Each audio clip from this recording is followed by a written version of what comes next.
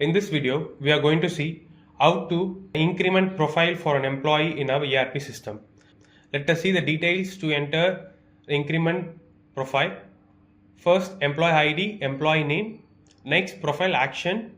It is an increment profile. Next, for this particular employee, there will be the option for the same position or a new position for an increment. Designation, department and unit. Next, coming to the profile date, from which profile date this particular increment amount should be reflected in employee profile. Next, salary date. This means in which particular payroll this particular increment amount should be reflected. Next, the basic amount, updated basic amount, new basic. Next, the new conveyance allowance for this particular employee, new dearness allowance, and finally new house rent allowance for this particular employee. So this is an increment profile. So let us enter these data in our ERP system to create an increment profile. Let us log in our ERP system, enter the user credentials, username and password.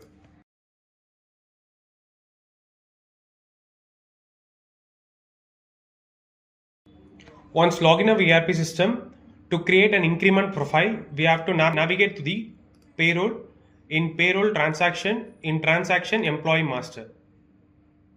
Here we have to select that particular employee to create an increment profile.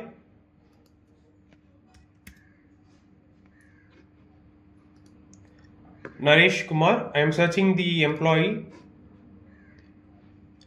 Select the employee. Once entered into the employee data, employee master data, top right corner there will be create increment profile. We have to click this create increment profile. Here increment profile pop-up will be reflecting. The first field will be the profile action. Here we have to select the profile action, increment or arrear. Now we are going to select the increment profile. Next, as I said earlier, for the designation profile, there will be existing designation, means we can load the current designation. Here will be the option load current designation. While we are clicking the load current designation, designation, department, job and grade and unit will be reflecting automatically. Or else if you need to change the designation departments, directly we can click this option and we can change the designation departments and all. So now we are using the existing designation profile. So we have clicked load current designation. Next, coming to the profile date.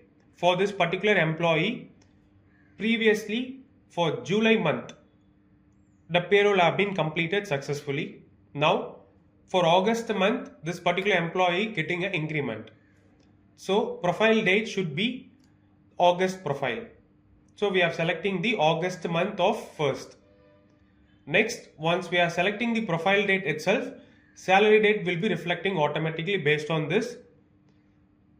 From August 1st, this particular amount will be reflecting for this particular employee. It will be reflecting whilst we are preparing the August month payroll for this particular employee. From August 1st, what the increment amount that will be calculated for the payroll for August month. So after selecting the salary date, we have to click the load allowance. So here this particular employee's allowance will be reflecting here. Existing allowances, basic, conveyance, dearness and house rent allowance. Here there will be the current amount. Next, this will be the new amount. Here we have to update the new amount. For this particular employee, basic 10,000 have been incremented. Next, conveyance 5,000. DNS allowance 5,000. House rent allowance 5,000. After entering these data, save this particular line data. After saving this line data, there will be post option. After completing all the data, we have to post this particular increment profile.